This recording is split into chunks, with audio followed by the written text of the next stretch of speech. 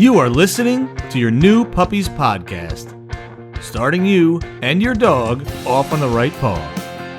Here's your host, Debbie Salento.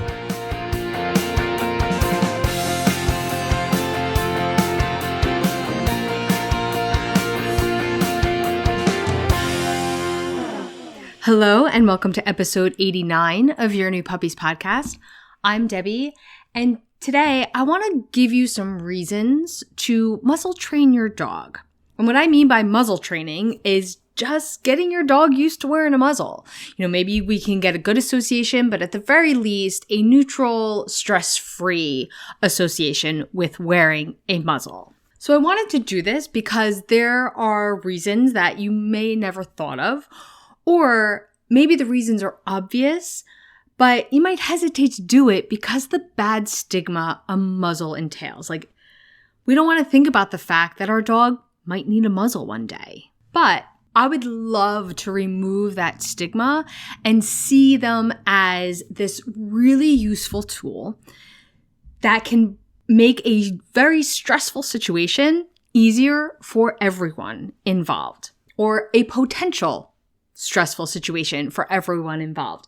So here I'm going to go through a bunch of reasons to actually muzzle train your dog, or learn about the different types of muzzles, because there's a whole bunch for all different reasons. I'm going to give you other resources. I'm just going to put the links right in the show notes if you want to learn more. But here I just want to get the wheels turning, especially if you've never thought about doing it before.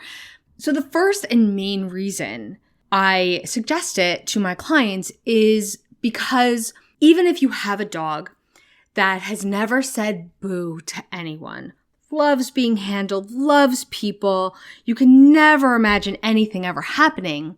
If your dog ever gets injured, if they are in pain, all bets are off. Every single dog has the potential to bite, especially in those situations. And if you are in that type of emergency situation, wouldn't it be great if your dog has already been exposed to a muzzle instead of that being the first time that you use it because you have to, because it's necessary? Okay, so if anything, that's a situation that we want to think about. Now, even beyond this situation, there might be other places where you don't know that your dog's going to need one until your dog needs one. So this whole episode kind of came up, the idea for it kind of came up inside Playtime Paws Academy, which is my dog training membership. We have live Q&As every week where everybody can ask me their training questions or whatever they're struggling with. Very recently, one of my students, we already knew that, we were working with her dog who doesn't really like to be handled. Well, they went for their first grooming appointment, and the groomer ended up having to put a muzzle on her dog, which is fine. There are a lot of dogs that they don't like to be handled in the first place, and now this stranger is handling them with all this weird equipment around. They're going, maybe they're clipping their faces. There's hair dryers going. It's an intense situation, especially if they've never been in it before.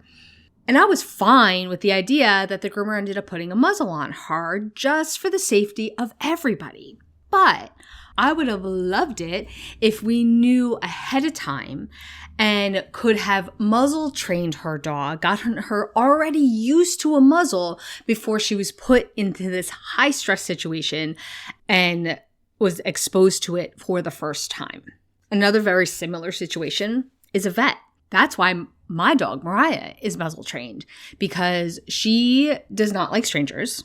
She's big, stranger danger, slow to warm up. Even people who come to my house on a regular basis, it takes her a few times before she warms up to them. It's the shepherd in her. That's what she was bred to do. She's bred to be wary of strangers. So when I put her in a vet's office with people poking at her that she doesn't know, I can see she gets very stressed out. And I've had vets take her in the back room to do their stuff.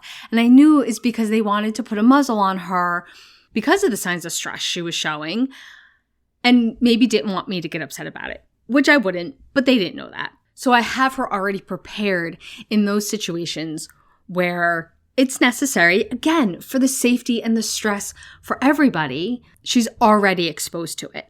So it could be that we muzzle train our dog, we expose them to wearing it, we get them used to it, so it's this neutral or even positive experience, and maybe we never need to use it, which is great. But maybe a time that we didn't expect comes up and it needs to be used, and we've already exposed them to it, even better. Now, there's even some reasons to think about it that have nothing to do with aggression. If you have a dog, and I've done this with a client, that eats everything, like you're on a walk and you cannot stop them. Now, every puppy goes through a phase where they put everything in their mouth. But if you have a dog who's doing it to the point where they're getting sick, where they're having to go to the vet because they just won't stop picking things up off the ground, especially if you live in an area where you can't really control that stuff. As was the case with my client, where we ended up muzzle training her dog. And while we were working on the behavior modification, because it was only happening certain times, we were trying to figure out why, and working on her leave it, we're going to reduce those vet visits and put a muzzle on her in the meantime. Did people think there was an aggressive dog walking down the road? Maybe, but guess what? That dog was also not going to the vet when she got home. Another reason, which is probably not as common, it's probably the least common, is sometimes it can be used as an alternative to a cone. Now, this also depends on the muzzle that you're using, because like the basket muzzle, which is the one that is the best to use because they can eat, they can drink, they can take treats, they can pant.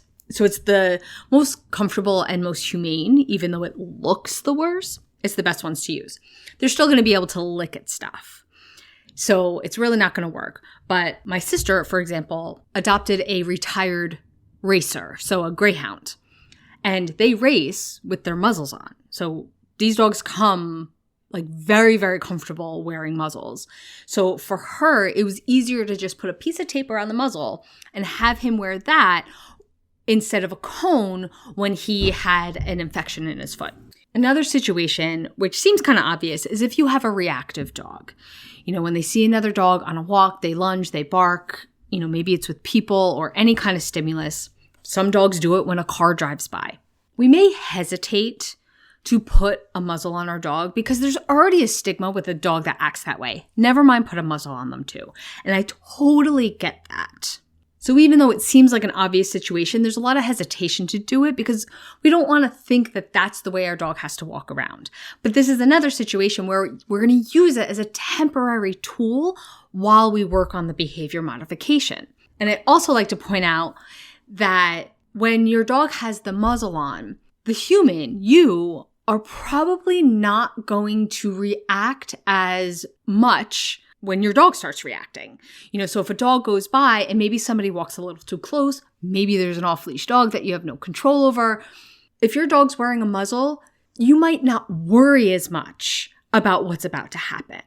And when you can reduce your own stress level in those situations, and if you've never had a reactive dog, you probably don't relate, but if you have a reactive dog, you know exactly what I'm talking about. It's a very hard and stressful behavior to deal with. It's also very, very common. So if you are dealing with it, you're not alone. Being on a leash is not natural for a dog. But if we can bring your stress level down and your worry and your reaction, it can make such a difference in the results that we get with your dog. Plus, even though, you know, you have full control over your dog, you have your management tools in place, you can't control the people around you, like the off-leash dog or the person who walked too close or walked around the corner. But if somebody sees a dog with a muzzle walking around, you might be able to control their behavior a little bit with that because they're going to steer clear of you. They're going to make sure their dog gets to you, back to them quicker if there's a dog with a muzzle across the street. That stigma might actually work in your favor if this is a behavior that you're dealing with. So those are the main reasons why I want to share with you, because it goes from let's train them just in case, maybe we never need it, or we're going to be thankful if we ever do. And maybe there's these situations where it's obvious that it could benefit us, but maybe we hesitate because of the stigma. So let's think of it in another way as a really useful tool that we can use to help that process, that behavior modification, or just these very specific situations go a little smoother. And it can bring a stressful situation down just a little bit for everybody involved, dogs and humans. So as I mentioned, how to muzzle train your dog, and also you want to look at the different types of muzzles out there.